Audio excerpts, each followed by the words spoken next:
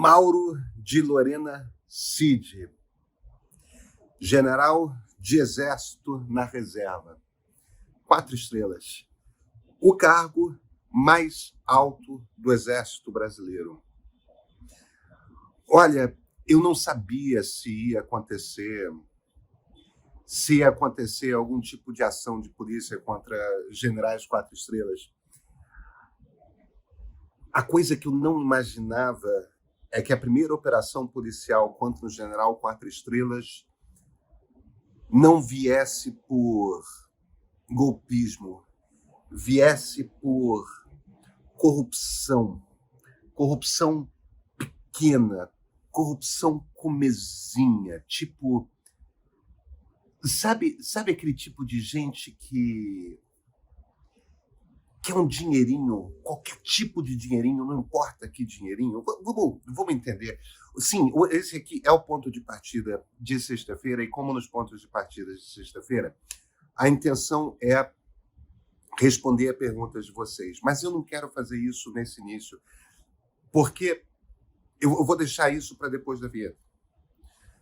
Porque a gente precisa falar da operação da Polícia Federal hoje contra o pai do tenente-coronel Mauro Cid, o general de exército Mauro de Lorena Cid, general da reserva. Esse é um marco muito importante na história do Brasil. Muito importante. Vamos lá, o que aconteceu? O que o noticiário nos mostra até agora? De acordo com as investigações da Polícia Federal, o presidente Jair Bolsonaro, ele tinha um esquema dentro do Palácio do Planalto, que era um esquema que tomava um pedaço do Estado, que é aquele pedaço que gerencia aquilo que pertence à presidência da República, os presentes que o presidente recebe, esse tipo de coisa, que no fim das contas são presentes oferecidos por nações amigas à República Brasileira na figura do presidente da República, não são presentes pessoais. Pois bem, o que Jair Bolsonaro fazia era, ele tinha uma estrutura dentro desse pedaço do Estado brasileiro que desviava para o acervo pessoal dele presentes que pertenciam ao Estado brasileiro. E aí o que ele fazia com isso era o seguinte, ele vendia. A gente tinha visto aquelas joias sauditas de 16 milhões e tudo mais, agora a gente está vendo que a coisa era muito mais generalizada. Os presentes ao Estado brasileiro eram desviados para o acervo pessoal, não da pessoa presidente Jair Bolsonaro, mas da pessoa Jair, e lá eram enviados para os Estados Unidos, onde estava o general de reserva Mauro de Lorena Cid, e o Mauro Cid cuidava da venda desses pertences do Estado brasileiro. Um relógio Rolex chegou a ser vendido e, quando foi cobrado pelo Estado brasileiro, teve de ser recomprado numa operação secreta na qual o advogado Frederick Youssef fez parte. Eles tentaram vender uma palmeira banhada em ouro, presenteada pelo Bahrein, e a maneira como a Polícia Federal conseguiu descobrir que o general Mauro Cid estava envolvido na história é que, meu Deus do céu, para enviar a fotografia, ele bateu uma foto do troço, da caixa, que tinha um vidro na frente. E para enviar essa fotografia, ao tirar a fotografia, o rosto do general Cid apareceu como reflexo. Agora, o que é incrível aqui? Qual foi o valor de venda desse Rolex? Esse Rolex foi vendido por algo como $25 mil, e aí teve de ser recomprado. Gente, vocês têm ideia de quanto que vale uma palestra de um ex-presidente da República? Uma palestra. Pega um avião, primeira classe, evidentemente, classe executiva, vai num determinado lugar para o qual você foi convidado, sobe ao palco, fala durante 1 hora, responde a 15 minutos de perguntas. Aí algumas pessoas vão querer tirar fotografia, vão querer autógrafo, essas coisas assim. Talvez tenha que fazer um jantar, um almoço com a pessoa, com a instituição que convidou, tudo mais. Digamos que seja um dia de trabalho, mas trabalho, convenhamos, eu dou palestras. É um trabalho agradável até. Para um ex-presidente da República, você faz por baixo numa palestra R$ 100.000. Muito por baixo, muito por baixo. Entendeu? Vale muito mais. Se dá 4 palestras dessa por mês, são R$ 400.000. Um ex-presidente da República é, por natureza, uma pessoa que fica rica. Talvez não milionária, mas rica, fácil. Porque as pessoas pagam por acesso. Aí a gente poderia discutir se isso é bom, é ruim, mas, gente, é assim que funciona.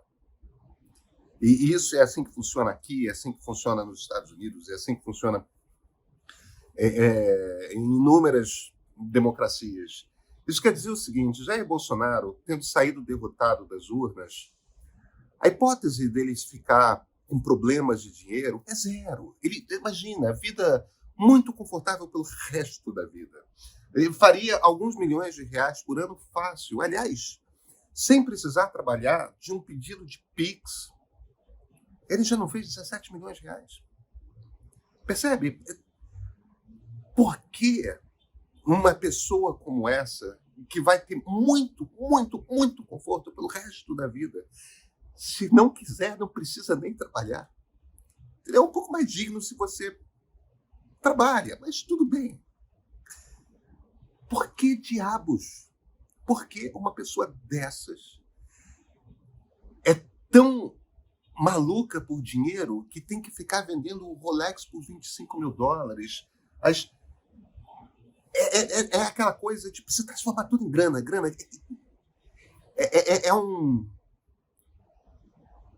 É pequeno, é medíocre, é indigno, é a corrupção mais rasteira.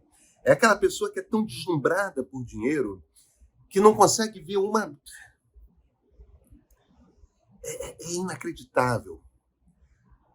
Agora, fora esse desabafo porque é inacreditável, aí a gente tem essas duas figuras, o tenente-coronel Mauro Cid e o pai dele, o general de exército Mauro de Lorena Cid. O que o exército brasileiro tem a dizer sobre isso? Porque, digamos assim, se você fosse falar golpismo, aí eles podiam dizer, exagero, o general, quando estava na porta do Alvorada, falou isso, falou aquilo, mas isso é uma leitura, isso é uma corrupção. Corrupção assim, comezinha, como é que você lida com isso? Como é que você responde a isso? Como é que você responde a respeito de um general de exército que, mesmo na reserva, achou por bem usar o cargo dele, do governo brasileiro, nos Estados Unidos, porque ele era funcionário do governo brasileiro nos Estados Unidos, e vendia pertences do Estado brasileiro para o chefe presidente da República fazer uma grana? Como é que você responde a isso se você é a instituição do Exército Brasileiro? Você tem de condenar esse tipo de coisa.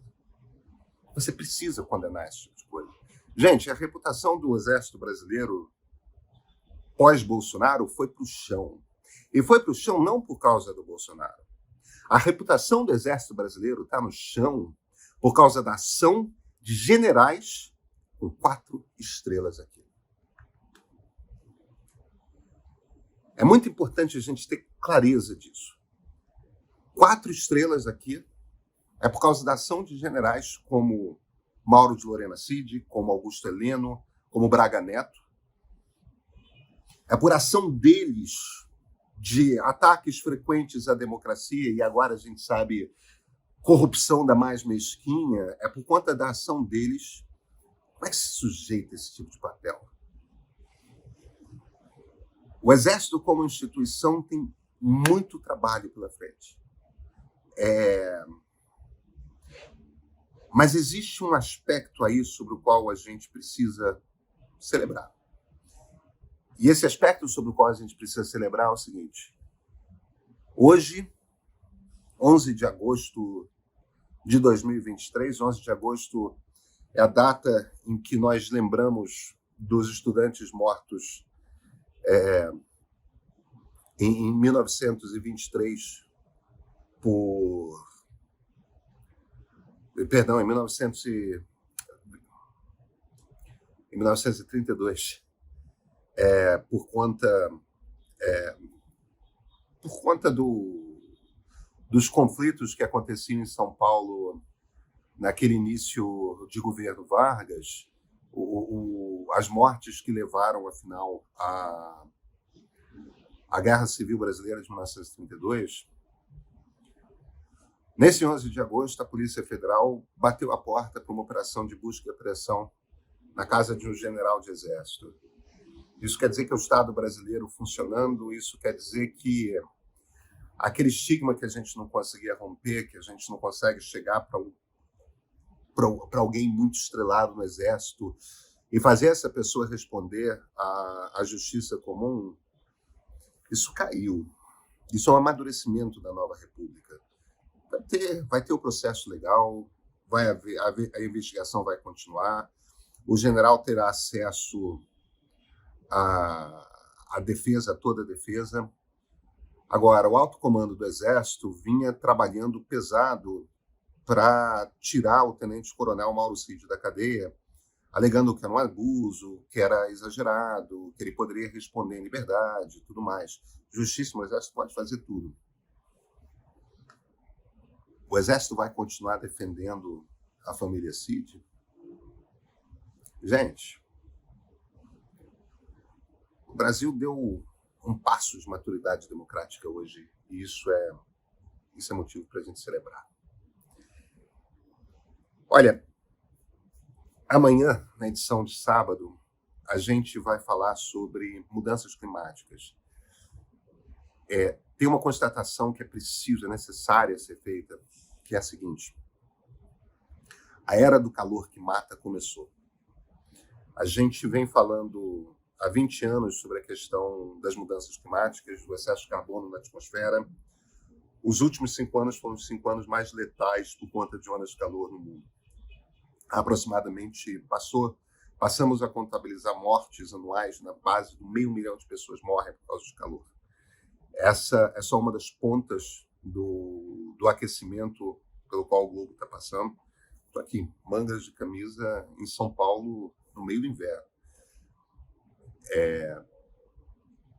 A gente precisa começar a encarar a questão das mudanças climáticas, de combustível fóssil e de como tentar mitigar o estrago já feito o mais rápido possível.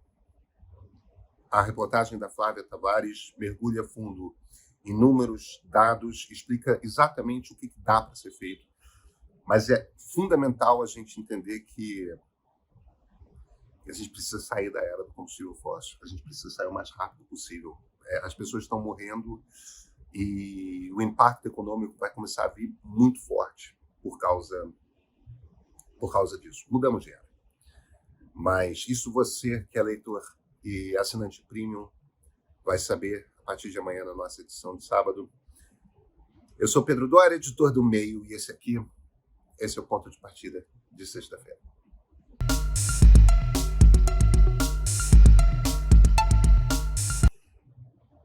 Meu vídeo de segunda-feira foi sobre a questão da descriminalização pelo STF da maconha.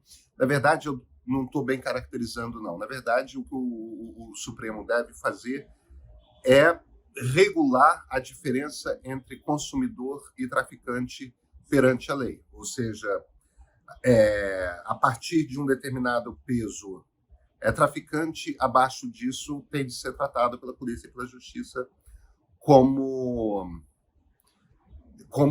consumidor. Pois bem, o Denim PX fez uma provocação, um comentário que eu achei excelente. Olha aqui. Denim PX 4961. O Pedro fala como se o Congresso devesse votar um projeto de lei para aprovar grifado a liberação das drogas. De outra maneira, está certo o STF legislar. A justificativa é que o Congresso estaria se omitindo. Mas, Pedro, já te passou pela cabeça que o povo brasileiro não quer isso e pode não ser do interesse do Congresso aprovar algo que o país não quer? Não é porque o STF quer que tenha de ser aprovado.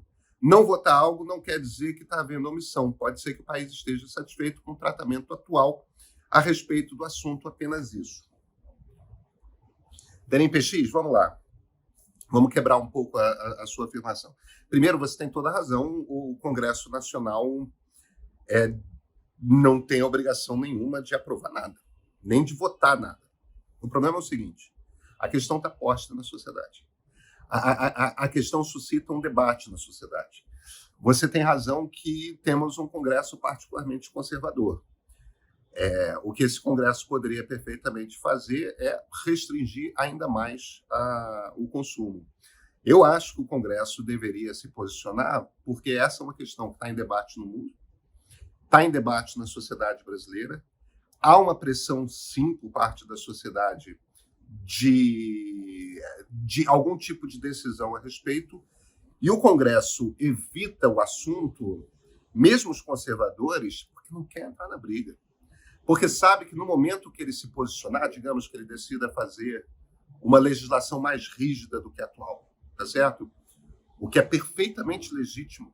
O Congresso pode tudo. Eles são deputados e senadores eleitos para legislar. Não é a única função, mas para legislar.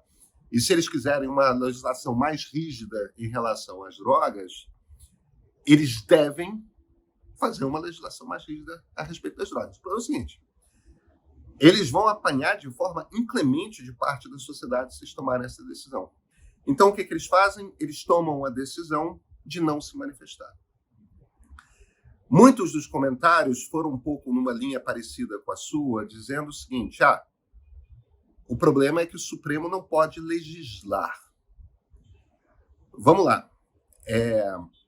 O que acontece aqui? O que acontece é que o Congresso aprovou uma lei que determina que o tratamento para o consumidor deve ser um e o tratamento para traficante deve ser outro. O traficante deve ter um tratamento duro, o consumidor deve receber uma advertência, se tanto, mas certamente não é o caso de você prender. O problema é que, ao aprovar essa lei, que é uma lei que existe, é uma lei aprovada pelo Congresso Nacional, ao aprovar essa lei, o Congresso não se virou e falou qual é a diferença entre consumidor e traficante. A partir do momento que ele não falou qual é a diferença entre consumidor e traficante, o que acontece? Você tem, em todo o país, tratamento desigual. O tratamento é desigual regionalmente e o tratamento é desigual dependendo da cara da pessoa presa. Se uma pessoa é branca de classe média e está vestida direitinho, se é um filho meu, no máximo o PM vai pedir uma grana. E é isso. Se bobear, nem isso manda embora. Agora, se é um menino preto, vestido com uma roupa rasgada, num canto ermo da cidade, ele toma um esculacho. Ele apanha com muita frequência, é levado para a delegacia, jogado dentro de uma cadeia, sabe-se lá quando que vai ter uma audiência de custódia. Os juízes tendem a ser muito rígidos. Não só existe essa diferença de tratamento por classe social, por cor da pele, como existe uma diferença de tratamento regional também. Juízes em algumas regiões são mais brandos que juízes em outra região. O problema é o seguinte, a Constituição estabelece que todo cidadão é igual perante a lei. Isso quer dizer que você não pode ter dois cidadãos que cometeram o mesmo ato tratados de formas diferentes. Então, se o Congresso se omitiu ao dizer que o consumidor tem um tratamento e traficante tem outro, se o Congresso se omitiu de estabelecer qual é a distinção entre um e outro, o que o Supremo Tribunal Federal está fazendo é dizendo, tudo bem, então nós vamos botar aqui uma regra que todo mundo vai seguir, porque aí, pelo menos, a regra é igual para todo mundo, porque a regra tem de ser igual para todo mundo. A Constituição exige, qualquer Constituição de qualquer democracia liberal, exige que a regra pela qual você trata os cidadãos tem de ser equivalente para todos. A lei é para todos. Não pode ter gente tratada de formas diferentes quando comete o mesmo ato, seja um crime, seja sei lá, uma transgressão menor. Então, a questão em essência, nesse caso específico, é essa. Agora, existe uma outra questão que eu acho que muitas pessoas aí nos comentários estão ignorando, que é o seguinte. Você tem uma corte que é uma corte constitucional, o Supremo Tribunal Federal. E você tem as leis que o Congresso Nacional aprova e, acima das leis, a Constituição. A Constituição, evidentemente, traz princípios que são princípios que valem para todos. Vamos pegar uma outra questão, por exemplo. Poderíamos dizer que... Vamos dizer que a maior parte da sociedade brasileira seja conservadora e não queira que exista casamento homoafetivo, tá certo? Então, o Congresso, ao invés de simplesmente legislar proibindo o casamento homoafetivo, decide não legislar. Como não está previsto, então não há. Só que, ainda assim, acontecem situações. Que tipo de situação que acontece? Acontece que um casal que está de dois homens que se amam e se gostam e se querem, estão casados há 40 anos e depois de uma longa vida, um dos dois morre. Bem, o outro tem direito à herança. Se fosse um casal homem e mulher, teria direito à herança. Só que aí aparece um sobrinho do cara que morreu, em cujo nome o apartamento estava, e diz, não, eu sou o único herdeiro do meu tio. E perante a lei, não havia casamento. Só que nesse momento, o que está acontecendo? Nesse momento, o que está acontecendo é que o cidadão que se casou com um homem passa a não ter o mesmo tratamento da lei que um outro cidadão que se casa com uma mulher. E a Constituição, que está acima de todas as leis, estabelece que todos os cidadãos são iguais em seus direitos e deveres. Então, você não pode ter uma situação em que uma pessoa seja tratada com menos direitos do que outra pessoa. A herança é um caso evidente. Outro caso evidente é a questão do seguro de saúde, em que parceiros heterossexuais têm direito de, no trabalho, passar o seguro de saúde para mulher e filhos. Agora, parceiros homossexuais, na ausência da estrutura dessa estrutura legal que é o casamento, não tem. Então, se o Congresso não legisla, porque o Congresso poderia proibir o casamento homoafetivo, só que o Congresso não proíbe, ele simplesmente deixa no vácuo. A situação com drogas é muito semelhante, tá? O Congresso deixa no vácuo. Perante o vácuo, o Supremo Tribunal Federal, que começa a receber vários processos. Não, peraí. Eu quero ter os mesmos direitos do que aquela pessoa que é heterossexual. Por que eu não tenho os mesmos direitos daquela pessoa que é heterossexual? O que justifica? Quero meus direitos. Aí você vai à justiça. E aqueles casos, porque não é um, não é dois, são centenas, eles vão se acumulando e vão subindo.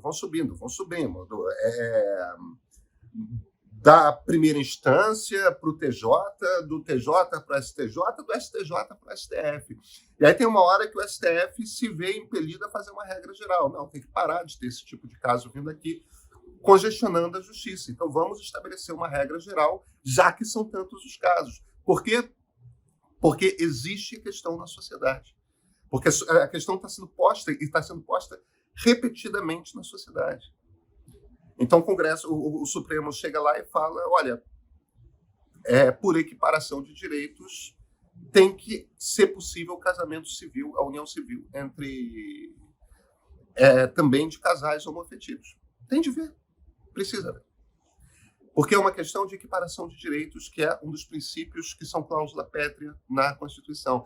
É a mesma coisa quando uma quantidade muito grande de pessoas se vê presa e posta numa cadeia porque tinha uma determinada quantidade muito pequena de maconha e considerava que devia ser tratada como consumidora. Esses casos vão se acumulando, o Supremo tem que uma hora, bem, se o Congresso não vai dizer qual é a diferença, se o Congresso estabelece que há uma diferença, mas não estabelece qual é a regra para que essa diferença se dê, pois bem, nós do Supremo Tribunal vamos fazer a regra.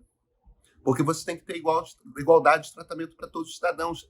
É o que a Constituição manda. E é uma daquelas regras da Constituição que o Congresso Nacional não tem o direito de passar por cima, porque é uma das cláusulas pétreas, porque é um direito fundamental de qualquer democracia liberal, isso é um direito liberal.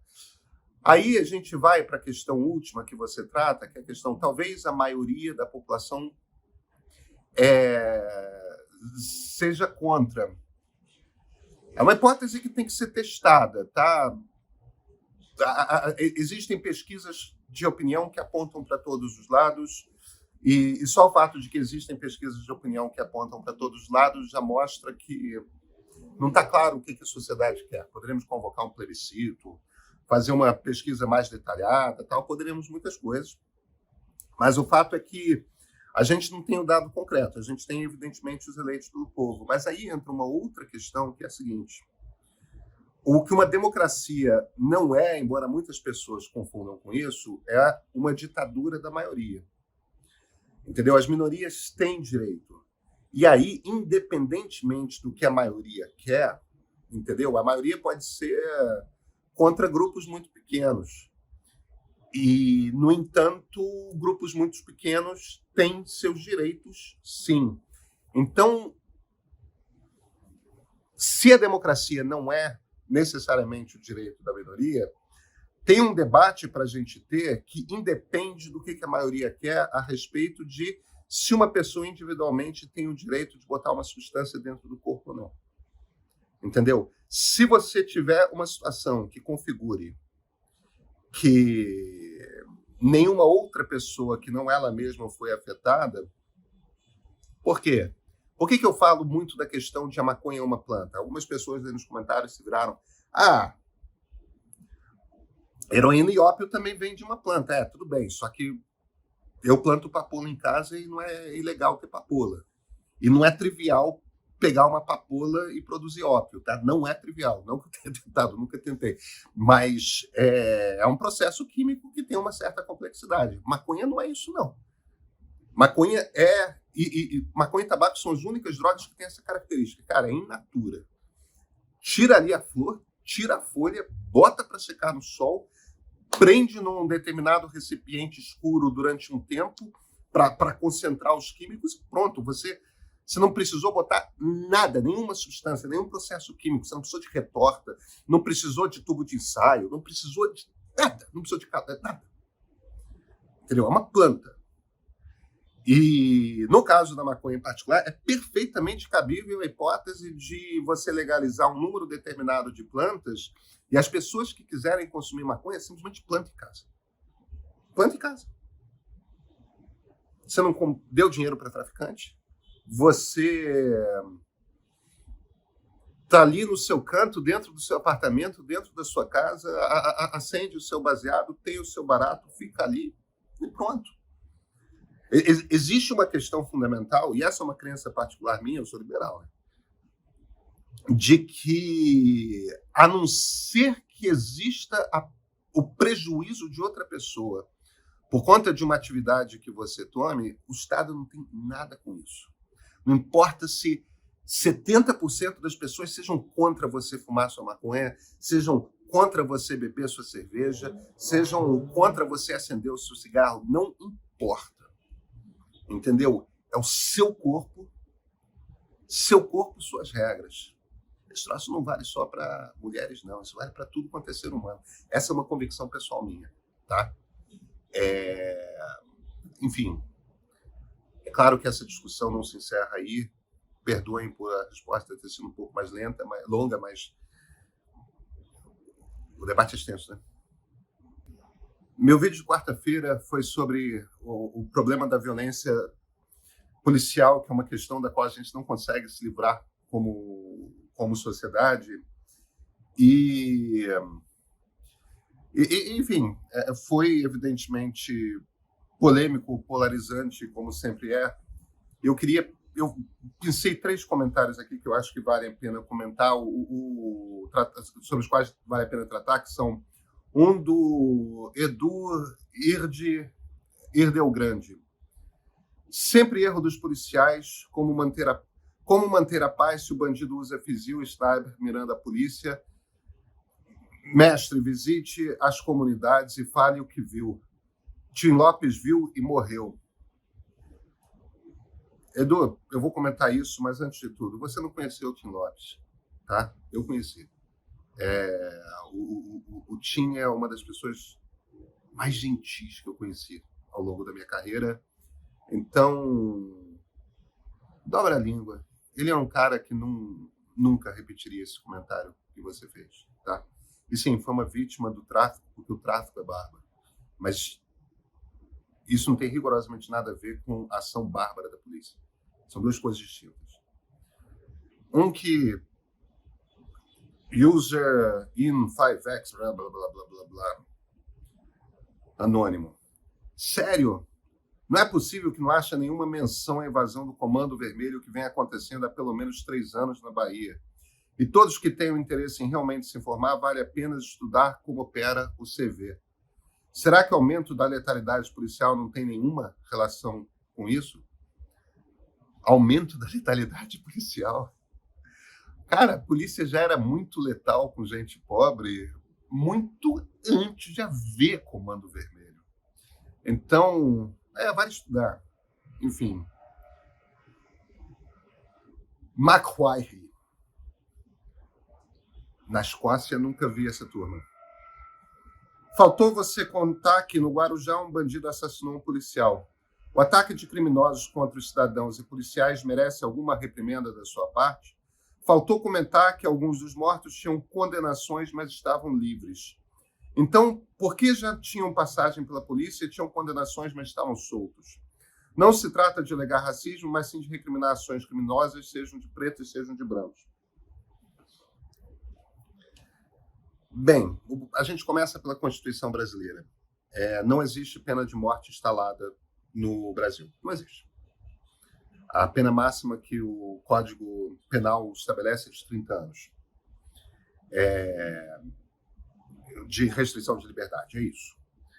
Número 2, se por um acaso a gente tivesse pena de morte, quem definiria a pena de morte é um juiz, após um longo processo penal, e quem executaria é alguém que ocupasse a função legal de carrasco, uma pessoa que legalmente exerce essa função. Isso é nos países que têm pena de morte. A polícia não é carrasco, a polícia não é justiça. Então, o policial não decide quem que morre e quem que não morre. Agora, você convenientemente falou da turma que... Vocês convenientemente falaram da turma com antecedentes criminais, da turma que tem condenações. Nenhuma delas à morte, evidentemente. Bem, a gente tem que ter uma conversa aqui sobre... E as pessoas que não foram condenadas? O problema é o seguinte. A polícia está mais armada, sim, porque o tráfico está mais armado. É isso que acontece. Quando você cria artificialmente uma situação que é a proibição de um bando de substâncias que as pessoas vão consumir anyway, aí o que acaba acontecendo é que você vai formar um cartel ilegal. Se você proíbe jogo, você vai ter jogo ilegal. Se você proíbe cocaína, você vai ter cocaína ilegal. Se você proíbe maconha, você vai ter maconha ilegal. E você cria o crime. Às vezes, a lei que proíbe é uma lei que cria o crime. Quando os Estados Unidos proibiram o consumo de álcool, as pessoas continuaram consumindo álcool. A gente considera muito normal que se consuma álcool. Eu considero, tá? Eu bebo. Eu adoro beber. Entende? Agora, se por acaso o Estado decide que eu não tenho o direito de botar essa substância no meu corpo, a minha cerveja, talvez eu me veja numa situação como mais da metade dos americanos nos anos 20 do século passado se viram, nos anos 10, perdão, em que, anos 10 anos 20, em que, bem, vamos para o álcool ilegal. Aí você tem Al Capone, era o quê? Al Capone era tráfico de álcool. Era o principal negócio do Al Capone. E na Chicago, dos anos 20, quer dizer, no fim das contas, aí você cria essa situação, né? Então, num determinado momento, decide-se que vai... Porque não foi o contrário, na verdade, tá? Decide-se que vamos criar uma situação que vamos fazer uma guerra às drogas. Vamos botar o exército, foi o que os americanos fizeram, vamos botar o exército na Colômbia, vamos reforçar as polícias da América Latina para que elas combatam as drogas de forma que as drogas não consigam chegar nos Estados Unidos. Aí você arma mais as polícias. Quando as polícias se armam mais, o tráfico se arma mais. E aí você cria uma nova coisa que é o tráfico de armas pesadas, que não é para uso do consumidor, é para uso do tráfico. E muitas das armas que estão nas mãos dos traficantes vêm das polícias e vêm do exército. Entende? Por quê? Porque a partir do momento que a polícia e o exército começam a entrar nesse jogo, eles começam a se corromper também. Porque o tráfico tem muita grana. Aí você vai prender um super traficante e o cara se vira para você. Tem uma grana aqui. Você percebe num determinado momento que você é um policial e você está ganhando uma miséria, que o traficante lá em cima está ganhando uma grana e você se vira. Eu não te prendo, a gente não faz a operação policial aqui na sua área, mas você me dá uma grana. Até que num determinado momento, isso aconteceu aqui no Rio de Janeiro, a polícia começa a se virar e fala, não, faz o seguinte, vamos botar os traficantes para fora. E vamos nós cuidar da área, mas a gente não vai ter tráfico, a gente vai fazer net, a gente vai fazer gás, a gente vai... É uma máfia, tá? Aí, em determinado momento, você olha e a milícia está fazendo tráfico de drogas, entendeu? Cara, por que o Comando Vermelho está na Bahia? Porque o mercado do Rio piorou, e o mercado do Rio piorou porque a polícia assumiu parte dele. Entende? Então, o que a gente vê é um apodrecimento geral da situação. E uma situação na qual gente morre. Gente pobre morre. Morre na mão da polícia, seja inocente, seja culpado. Tem cara de bandido, então mata.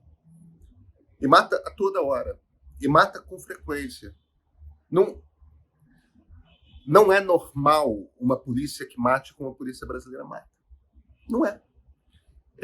Eu entendo as pessoas que sejam a favor de proibição de drogas, eu entendo as pessoas que sejam a favor de pena de morte, eu não entendo a pessoa que decide que o policial tem o direito de matar quem quer, porque é isso que vocês estão falando. Vocês estão falando que o policial tem direito de matar quem quer. Às vezes a pessoa inocente estava com um guarda-chuva, eu confundi com uma arma. Estava no chão estirado, eu achei que pudesse ser perigoso. A polícia não pode ter o direito de matar como mata. A polícia não é para sair matando. A polícia é para prender, quando há crime. Entendeu? A gente está distorcendo o conceito de polícia. Entendeu? A gente estava tendo aquela conversa mais cedo sobre a questão de... o Congresso não aprova a lei, então a lei não está aprovada. Bem, se tem gente sendo liberada por juiz, é porque a lei autoriza. Quer um código penal mais rigoroso? Aprova um código penal mais rigoroso. Agora, não cobra que as pessoas estão sendo soltas, se elas estão sendo soltas por um juiz, porque aí está dentro da lei. Entendeu? Gente, desculpa, eu sou meio intransigente mesmo quando a questão chega em direito individual, e o direito individual mais caro que existe, mais precioso que existe, é o direito à vida. Eu não consigo não ser absolutamente intransigente quando as pessoas começam a relativizar o direito à vida. Desculpa.